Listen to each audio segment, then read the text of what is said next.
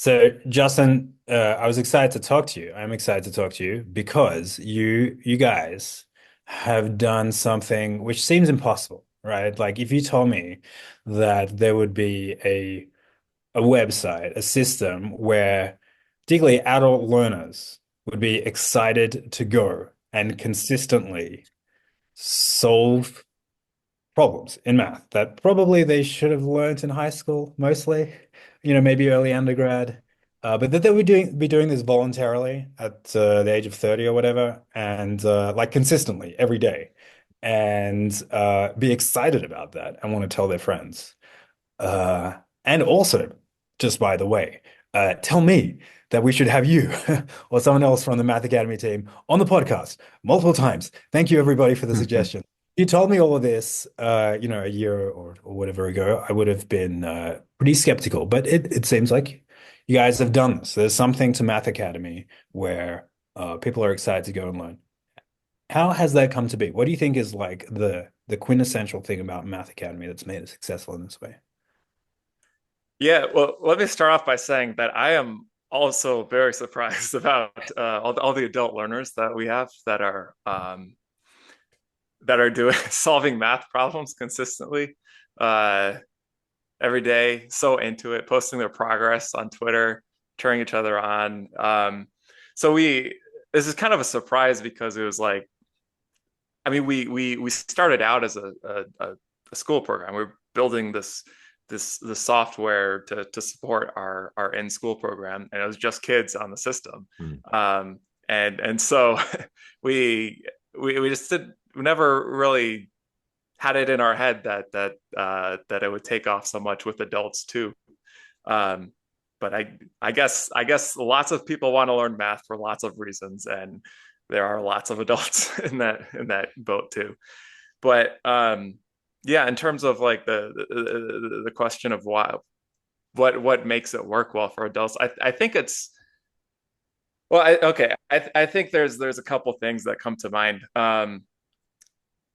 The thing that I think that makes it work particularly well for adults is adults are very time constrained.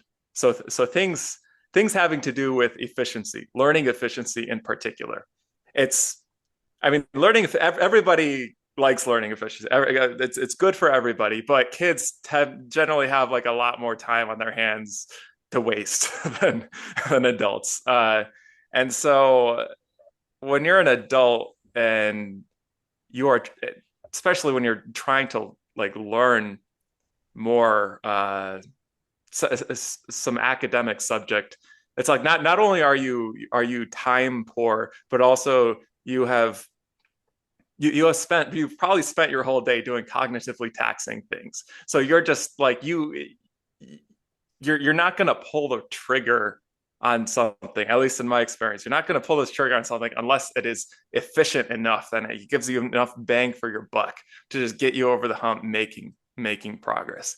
And I think that's an area that has been a struggle for a lot of adult learners previously with math. It's just like, well, I mean, you see this in Reddit threads all the time, and like people ask, like, "Well, I want to go learn machine learning, but I don't know the math behind it. How do I learn the This math?" is And then, constantly my problem. I feel like I have to go back to like arithmetic in order to properly do it, and then yeah, I exactly. never actually get to do it. Yeah. Yeah, right. So you ask on one of those threads, and then they tell you like, "Well, you got to know this, that," and then you end up with this stack of like 15 textbooks and probably only seven of them you actually need. There's like some other like crazy like there's people who tell you need like group theory and abstract algebra for machine learning. Don't listen to them. But yeah, you'll still end up with this stack of a ton of textbooks, and then you're just like you start working through them, and you notice that like it's been a month, and you're like 50 pages into the first one, Yeah. that first one is 400 pages long, and then you just kind of do the math. Okay, this is going to take me like 8 months to get through this first textbook times seven, and then you're like, well, I there's other things that I would rather do with the next decade of my life. So then yeah, you just kind of lose it. But yeah. So to fill in anyone who hasn't done Math Academy, and that's not me anymore because I signed up for Math Academy last week so I could do some research. I just I'll signed just up an hour ago and I got to there you question go. 2 on the diagnostic. I was like, I'm going to need more time. That's time. That's the time Yeah. diagnostic, Charlie. Get back to Yeah. it. I know. I Uh, know.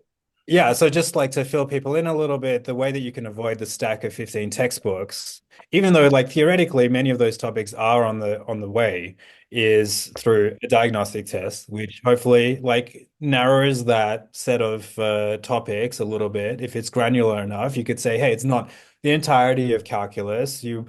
Like there are some aspects of this that you need to know that you like don't know, at least according to the diagnostic test.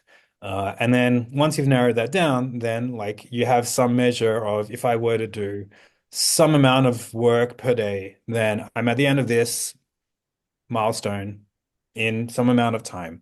And so you have some clarity then in a way that you wouldn't if it was just a Reddit thread being like, you need to go back and start from middle school and do everything in middle school.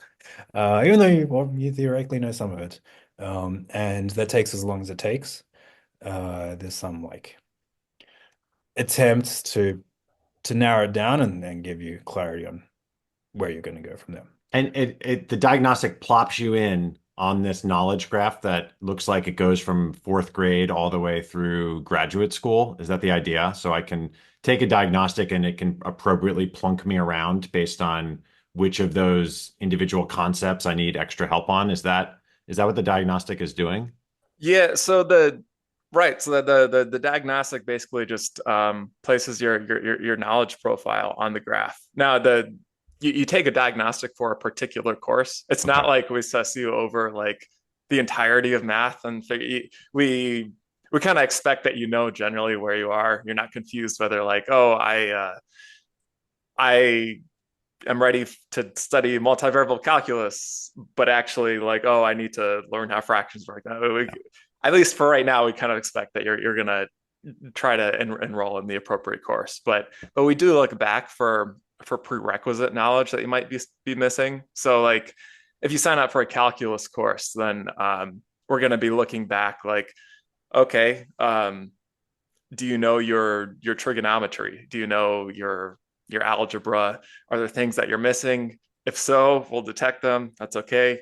We'll add that to your learning plan, and yeah, it's just tracing out your knowledge profile in a section of this big graph of mathematics that currently I think currently, yeah, so it starts at 4th grade, and the highest level that we have out right now is um, methods of proof or calculus-based probability and statistics, multivariable calc. We have a math for machine learning course that comprises that contains a lot of that university level math. But yeah, we're continually expanding the curriculum.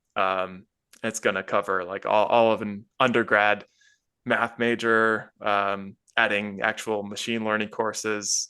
Actually, we're currently developing a machine learning course that goes through like the actual machine learning algorithms, having students learn backprop from scratch, working problems by hand. We're gonna have a second machine learning course also that actually gets into like transformers and stuff. So yeah, we're continually expanding this graph. So, everything in education, I feel like, is a trade-off, right? So it's if you go down the track of like we're making this as efficient as possible, you need to trade something else off for that. Otherwise, like every program would just be as efficient as possible and cater to that. Because like who doesn't want to be efficient? What do you think is the like the trade-off that Math Academy makes, or like what is the audience for whom it's not going to be a good fit? Um, so yeah, so the trade-off is, well, the people who it's not going to be a good fit for are the people who just want a kind of very low effort, um, mentally easy sort of just for fun, like imagine somebody who just kind of like goes onto YouTube and is like, oh, I want to like learn some interesting math. But what they really mean is I want to watch somebody talk about some interesting math with some pretty shapes on the screen, and not really have to work out a bunch of problems or anything, but just kind of like get my brain tickled a little bit. That's not who we are. And also people just want to like maybe solve like one or two math problems a day for like on the train to work or something for like a couple minutes. Like, so the thing is we're like the way we phrase it is we work on mathematical talent development. So we train we train our students using the same kind of techniques that a coach would use to train an aspiring professional athlete or a musician or something. Like it's serious training. It's not just like for like somebody who wants to appreciate music or like appreciate a sport. It's not a math appreciation software. It's like a actual sweaty workout. Like you you have to have like some reason that you're wanting to So you do have this. you have to come Yeah. to it with some intrinsic motivation. Is that what you're saying? I don't know that it has to be intrinsic, Okay. because there's plenty of people who want to learn math in service of other things Fair. that they might have. Like, it's a common thing with machine learning. But people who are interested in machine learning is they might have intrinsic motivation for maybe like coding, and they find the AI part of computer science to be really cool. But they realize like, oh, it has a bunch of math that they never really liked at school. And then they're like, oh, fine, I guess I gotta go do this Okay. math. Yeah. And sometimes that softens a little bit, and they're like, oh, I guess, this actually turns out to be like, it's not so bad. I actually don't hate it, or maybe I like it a little bit, or maybe they do find some intrinsic motivation. They find some beauty in it. Mhm. But yeah, it doesn't require intrinsic motivation. It just requires consistency and committing to it. Just like it's just like a workout at a gym. You don't you don't have to like be intrinsically motivated to go to the gym to work out. You can set up some kind of extrinsic structure. You can be doing it for maybe not because you can be doing it maybe to have like a beach body over the summer. Like, there's a bunch of different things that'll work in terms of getting you into the gym and working out. And as long as you get yourself in there and you're doing an effective workout and you're doing it consistently, then positive changes are going to happen. I mean, I am envisioning this like a skill tree in a video game, like Diablo 2 or something, where Yeah. I start out as a weak warrior, but then I could be this sort of godlike paladin at the end. And if you follow along, you can fill this thing out. Do you show the trajectory from a UX perspective? Like, you are here on your larger journey against this map, or is that too much info? So currently we show a knowledge graph Yeah. of the course. Like, so you can see kind of your maybe there's like 300 topics in the course, Yeah. and you can see as you complete topics they kind of fill in. Yeah. But I mean, right, that's still just a very small subset of our entire graph. And so that's one thing we want to improve on in the future, is just like really putting some leverage behind our knowledge graph visualization, just really getting that front and center. Not just showing the course, but like showing where you are in general, like in all of mathematics, like showing a time lapse of like, hey, this is where you were 1 month ago. Like, now look at all the tasks you did over the past month, and like your knowledge graph kind of fills up, and everything. Every task that you do show like what topic is being hit in the graph, and also what topics are receiving implicit review from that task, the sub skills that you're practicing, everything. Also, if you take too much time away from the system, showing your knowledge kind of decaying, kind of Mm. peeling back, fading. It's Yeah, so we want to really kind of show this as like a almost like a visualization of a student's mathematical brain, like an MRI of student's math brain. But but yeah, we definitely want to lean into that more and lean into that kind of as you're alluding to the gamification side of thing. Just like level yourself up Yeah, I the mean, skill tree. it feels like a fingerprint. You know, everyone has a unique Yeah. fingerprint, and it's like this is the fingerprint that led me to this particular level of mastery, and that's going to be very different from Oz's or yours. So that's really neat. Yeah.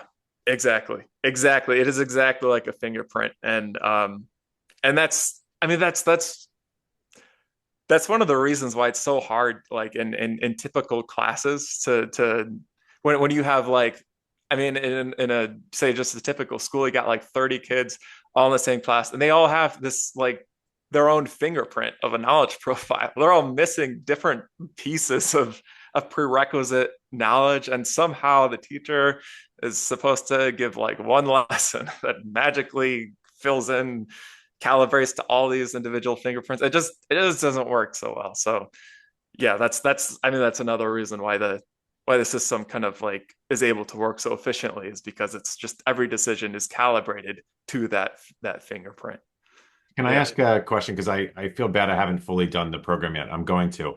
What is the core experience? Is it like solving problems that are perfect for you in this moment? I think about other interesting things. I'm sure there's Khan Academy examples where like maybe the core thing was like charismatic whiteboarding videos. What is it about Math Academy that is the hook? Is it the problem-based learning that with spaced repetition where you're always working on something that's, just perfectly hard for you? Is there Yeah. a is there a Yeah, UX hook that's to what? exactly it. Okay. Exactly it.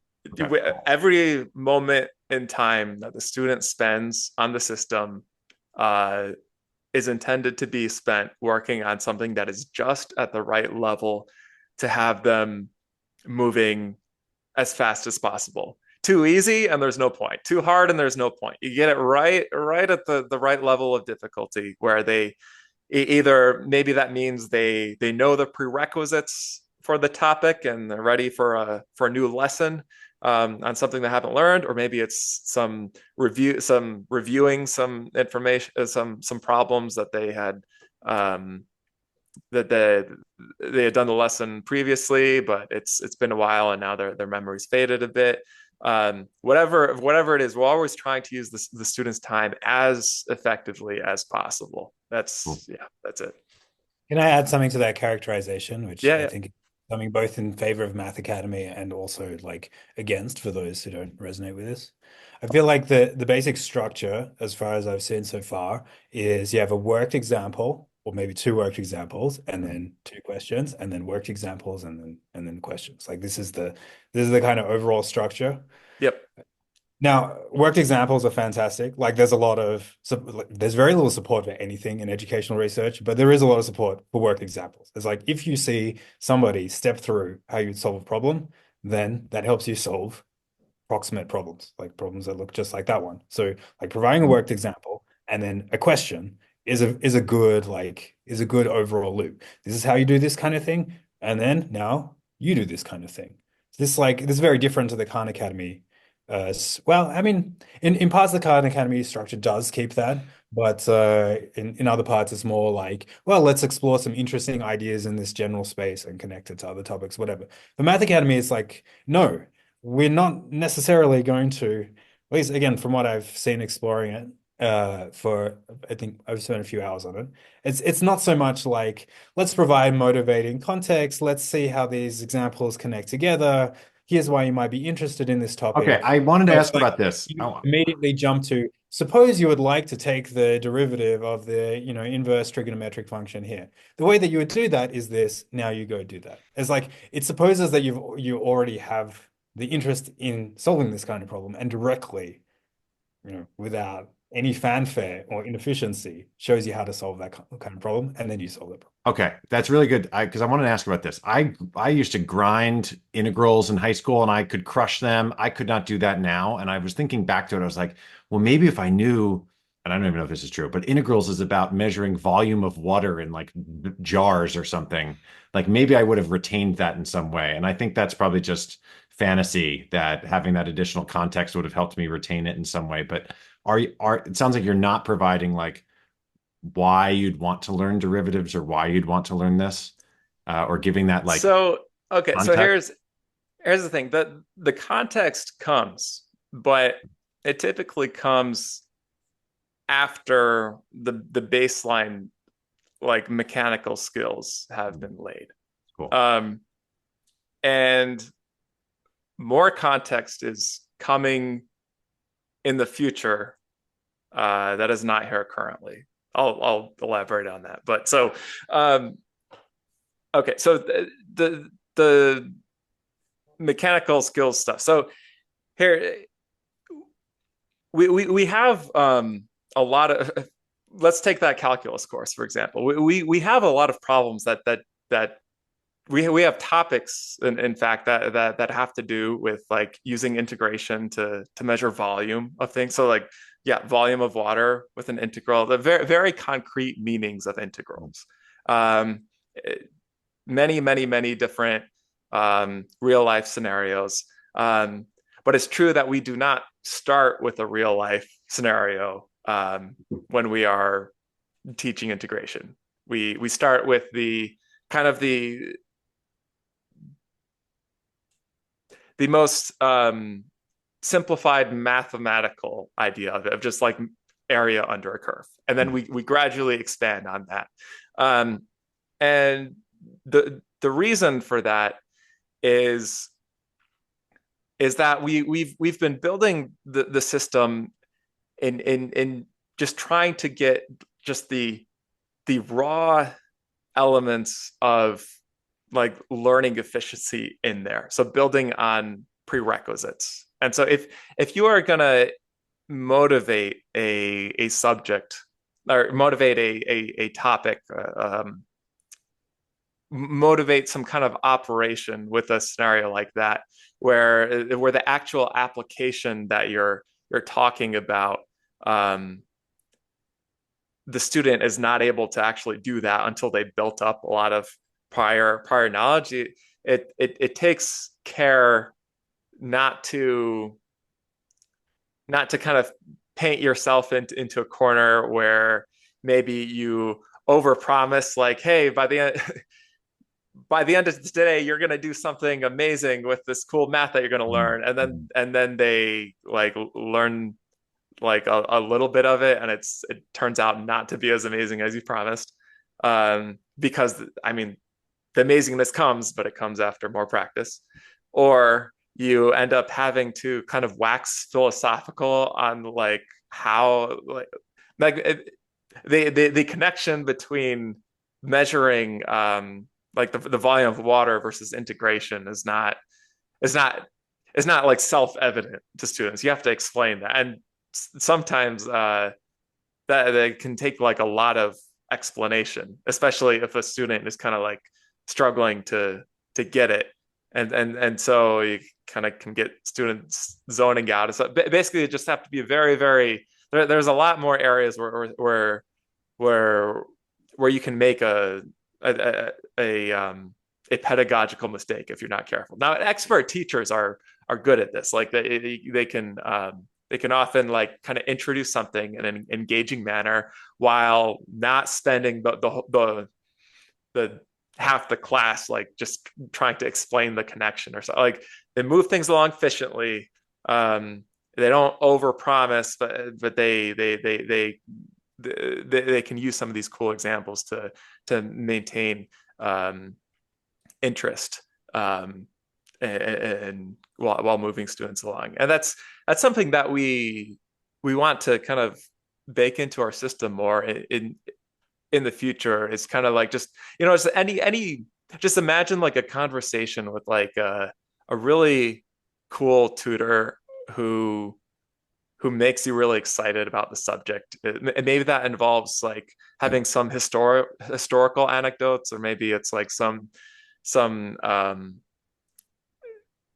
applications that you're interested in. It's like maybe Well, I you're mean, like, maybe you shouldn't. Like this to me is the interesting thing where like you guys, I think in a way have really made the most of the medium. It's like if the internet is very good at, or if a software system is very good at like calibrating an exercise and providing a canned worked example and then like some dynamic feedback a system of like, here's the next good question for you. Like maybe that's what you should really focus on and do that very well. And if you have to say, okay, well, to an extent, we expect that you bring your own motivation or motivating context, or like you shouldn't necessarily need that. This is the system where if you don't need that, you do very well. It's like you kind of carved out that niche. And it's like, in a way, the medium, how is it that people are very excited about Math Academy, but people are also very excited about Grant Sanderson? It's like, well, Grant Sanderson does the inverse of what you guys do, Hmm. right? Where it's like no practice, no problems, but it is exciting. It does provide the motivating context. He makes the most of YouTube. Like the YouTube recommendation algorithm keeps giving people who want exciting math videos, Grant Sanderson videos. Three blue, one brown for the people who don't know that connection, or three people. The like the fact that he can just do that and focus on that, and you guys can do the like, now that you have the motivation, do the problem things. Maybe that's a good thing. And like you shouldn't necessarily like maybe you should just put a sticker on the front of it being like, this is like a gym where you come ready to train. And like evidently there are already a lot of people who are in that mindset where it's like, I've been waiting for someone to just give me directly the like sequence of problems that I need to get into machine learning or whatever. I think that works for adult learners, but it probably doesn't work for the school systems where there's teachers and these other extern maybe they're externalities, but external systems where you have to like adhere to them. So I don't know. I guess Math Academy, you're serving a lot of different populations, and I can imagine the product forking based on the sort of like adult versus like within the institutions of education type problem space, where maybe you have to build more teacher tools, where it's like, how do I manage a classroom of people doing a flipped classroom blended learning type approach? And then we have to like have teachers have that bird's eye view of what people are working on in some time. And I could feel like you go in a lot of different directions. I used to work at a company that was doing stuff like this 10 years ago. And that teacher insight ended up being a big area where we were spending a lot of time. Yeah, yeah. I mean that is also on our radar. I actually taught some classes with on the Math Academy system, and yeah, we had like a little elementary dashboard up monitoring the student progress and everything. And yeah, I'm sure. Yeah, we've got a couple other schools that use the software, and yeah, it's going to be more of a thing in the future. But I mean, so ultimately, the thing is this: we want to get to the point that we are just like the ultimate math learning platform, and I think a key ingredient of that is going to be, I mean, we're layering these things on, starting with learning efficiency, but we also want to like smooth out the learning process too. Like we've optimized efficiency kind of. It feels like pretty close to the level. Like it's hard to squeeze any more juice for more efficiency. Mm. The where the juice comes from now, I think is really the keeping people getting people excited about doing the work and keeping them consistently doing the work. And so some incentives, gamification mechanics, and some like I mean, I think some of the like contextual, like historical anecdotes and stuff, like I think that can be very motivating to a lot of learners. But of course, like we would not want to clutter up the experience or slow down the learning. If it'd be a very delicate balance. Yeah, definitely wouldn't want to go to the point of like being like a YouTube video or something. But That's I think really there's some interesting. Like dose. that's the interesting question, right? And like what I was hinting at the beginning when I was like, Mhm. there's always a compromise in education. I mean, what do you trade off for the efficiency? And it's like if you were to start to cater to that other need, can you do that in a way without compromising like what's working?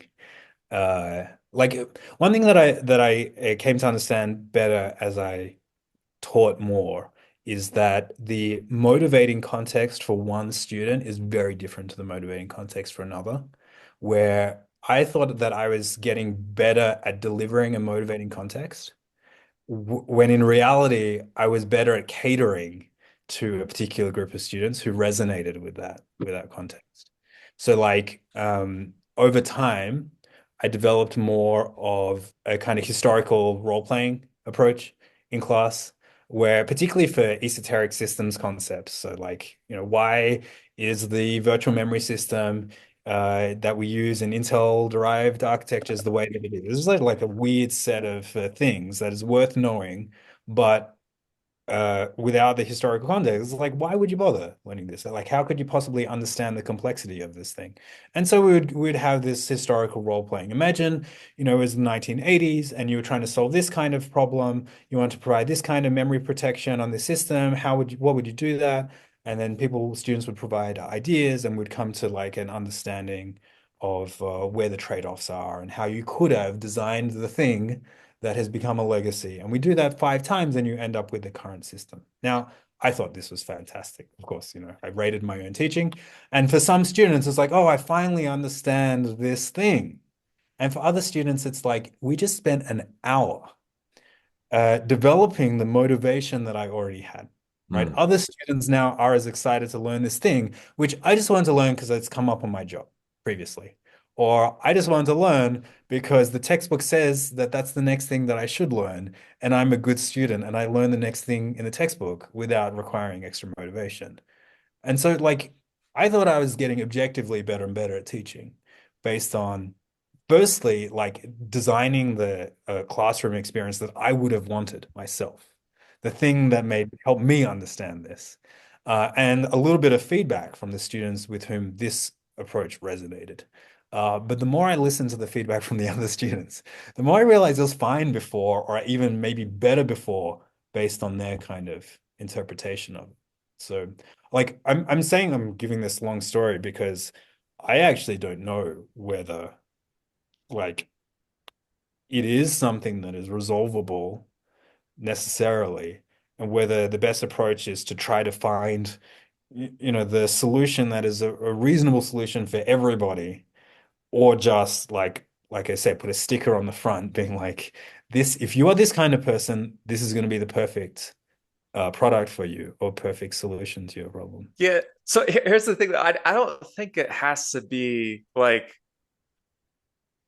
so what the dose of motive of like contextual information, of historical anecdotes or whatever, like that's another thing that can be like adapted. But it's like it's another thing that, like, if you're a human teacher, right, like you either have it in the lesson or you don't. And different learners have different motivational profiles, just like different knowledge profiles. And so you're matching or not matching to different profiles. But like if you're in an adaptive learning system that's just completely individualizing it, like maybe for some students, like, yeah, we just the motivational our approach to motivation for them is to just strip out all like historical anecdotes and everything, because they don't want that, because they just want to like just don't like I just want to how do you do the problems? I want to just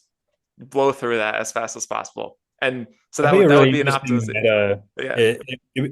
If you guys could solve that problem, that'd be very interesting in itself. It's like, could you give someone a diagnostic where at the end of it, you actually know their, can we call it learning style? No, Can we like can we ignore the phrase learning style and call it something else? But like Kind the of motivational motivation profile, style. maybe. Yeah, Yeah, motivation motivation stuff, style. something like that. Yeah. Yeah, yeah. If you can give them questions which are like, oh, is it interesting to you that trigonometry came from like measuring the distance to the moon or the height of mountains or whatever, degree of interest Yeah. in this kind of thing. Yeah, yeah, And their interest profile. Yeah, I mean, so that's something that where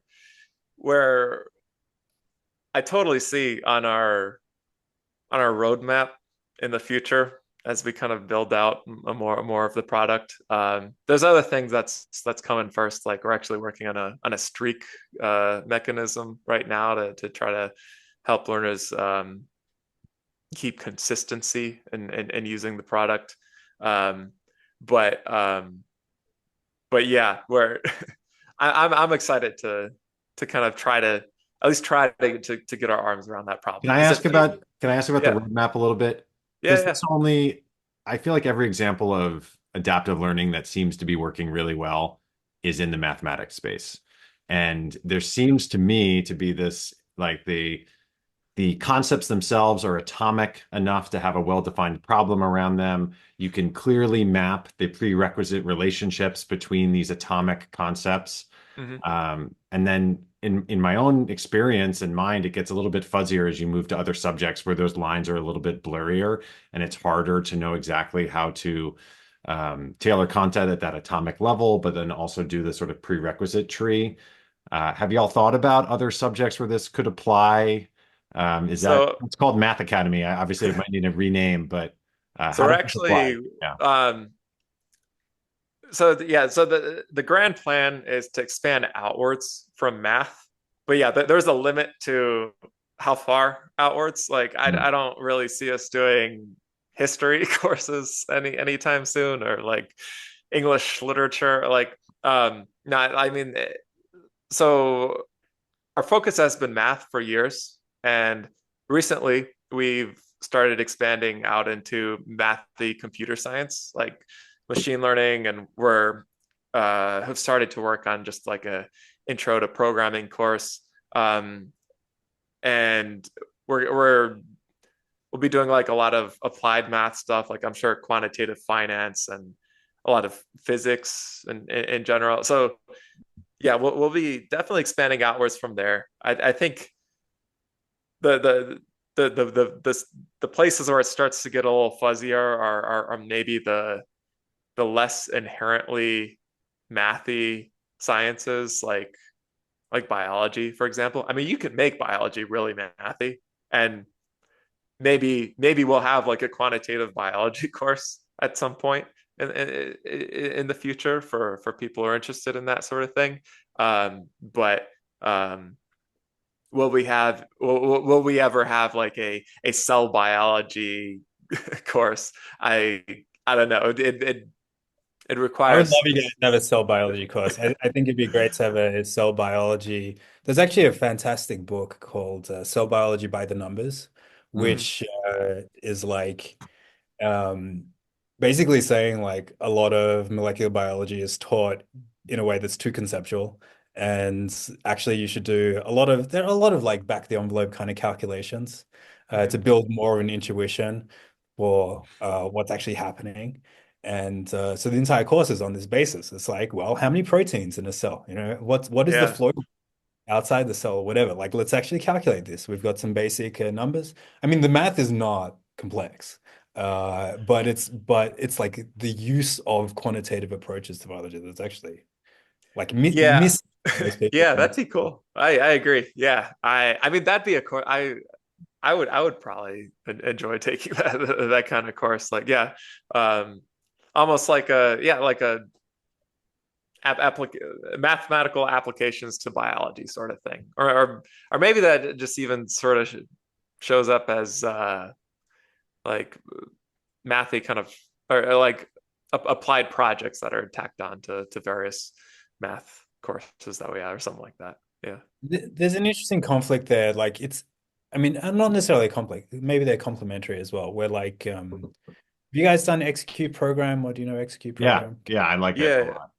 I'm Yeah, go. familiar with it. I haven't actually done it though, It but turns out I was paying for it for the last 6 months, which I've recently resolved. But now I can, which now allows me to do the same thing for Math Academy. So, So yeah. execute program is like it's a similar approach really to programming, and it's very good, and it's very different to CS Primer, say, or just other resources in computer science, where it's like you have this spectrum of like legible to illegible, or like structured to unstructured, where the more you go on the structured side, the more you can build systems that are around like knowledge graphs and space repetition and so on. Like Gary's very into knowledge graphs.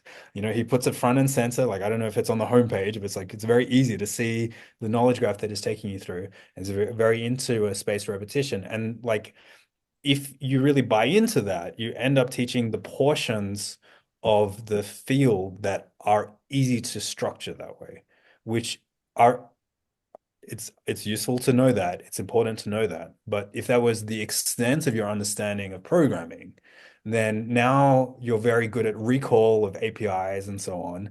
You're very good at the things that are easy to explain, like in that atomic form. And that is not enough. Like it's not sufficient for practice as a software engineer or understanding of the field. So like that's not to say you shouldn't do it. Like I think it's very good. I think Execute Program as a product is fantastic, and learning all these things is very useful. So it's just a question of like, again, what's the label on the front of the website? Is it like through this you understand all of it? Like through the quantitative biology approach, are you going to be a biologist? Like kind of clearly no that in that case. Yeah, Is yeah. it maybe missing from the typical way that somebody learns biology? Yes, like there's a kind of gap, I think, and there should be a course like that. But it's like I don't know. I think as an adult learner, it's easier to say, I'll pay this much money per month for this thing, and that'll be a piece of my understanding. And then like I'll supplement it with this other thing. Like I'll watch the Grant Sanderson video and do the Math Academy calculus course. And like I will mix and match what I need to learn. I think that's a kind of good thing. Like if we're all kind of clear with the student, with the user about what we're providing and how we fit into the landscape. That's all good stuff. Oz never watches sci-fi or anything, but I'm always reminded of the I think 2009 Star Trek when they show planet Vulcan and they're like in those learning pods. Have you seen this, Justin? This movie?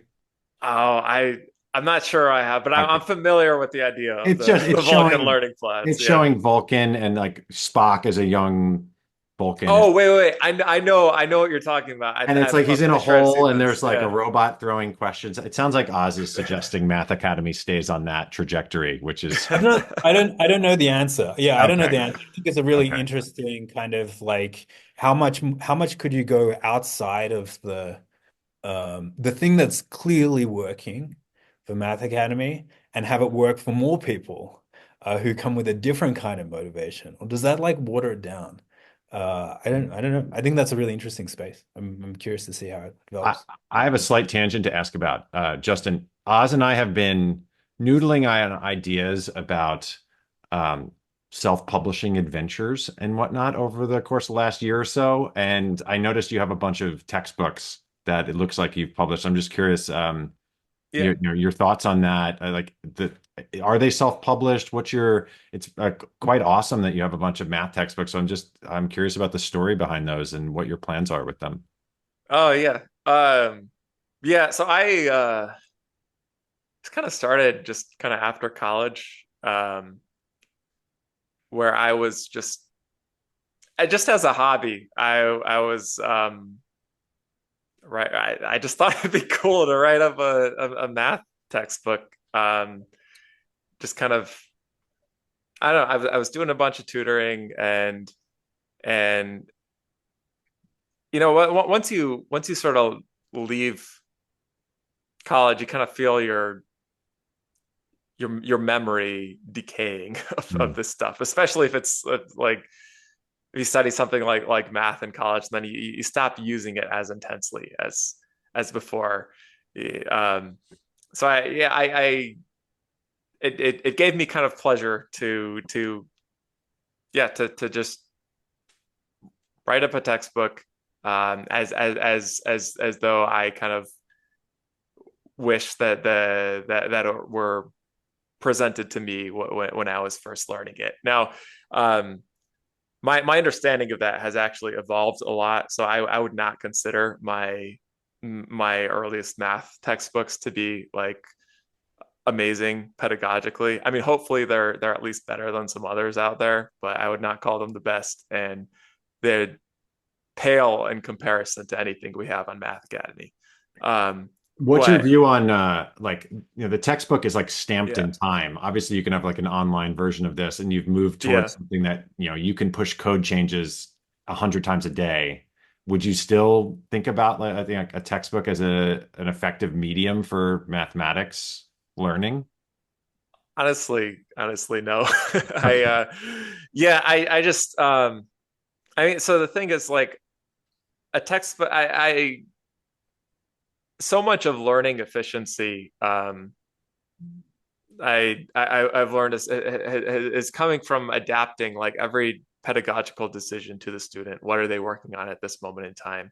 Hmm. And so if we talk about like breaking up a textbook into different slides and presenting those slides of content at the right time, which is, I mean, kind of starts to go in the direction of what Math Academy is, then I would say like, okay, now that's something that sounds more interesting to me. But like, yeah, even if a textbook is really easy to edit and stuff, I personally I wouldn't be motivated to work on it just because I would feel like this can still be a lot more efficient with Math Cool. Academy.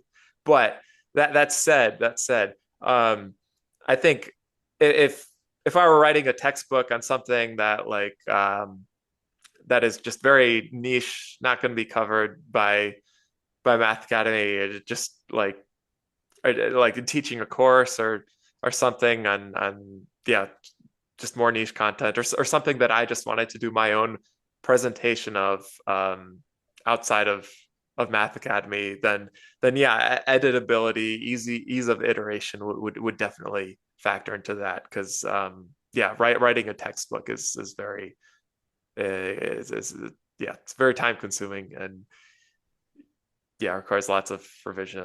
Yeah, you know all that. Well, But I gotta shuffle on and get back to the swing of things. But Justin, this was amazing chatting with you. I'm really excited to dive in. I have always wanted to the movie Billy Madison, where he goes back and starts kindergarten and like goes through it each grade in a week. I've always wanted to do that with Khan Academy, and it's never stuck. I think largely because I felt like compelled to watch the videos. And I feel pretty excited about Math Academy to kind of go through and start from second grade or fourth grade and move on and win yeah, back some of those skill points that I know I had in high school that I've lost and I feel bad about and I want to get them back. yeah. Well, I hope you enjoy it. Yeah, I think typically once you kind of yeah get the wheels going, again it's just like working out where it's like it might It, feel a little no, hard at literally, it's first. a, it's Yeah. for me. It's like when during the day am I going to do this? Do I like See, exactly. what It's am I just like wearing? working out. When are you Yeah. gonna do Exactly. Well, you have it? to lay out the outfit before, like go to Yeah, bed in yeah, your workout. I might have to do that, like go to bed with a calculator in my pocket or something. yeah, yeah. Well, it's Okay, cool. great. The way that I do it now is like we have math time. It's like I mean I've been doing this for a week, but it's like I sit down, you've got Beast Academy, I've got Math Academy, like you do your problems, I do my problems. That's how I justify the time. Nice. To Okay, actually, I need to work on that. Okay. Well, talk to y'all later. Thank Yeah, you. great talking to you, Charlie. Okay. Bye, Justin. Bye. my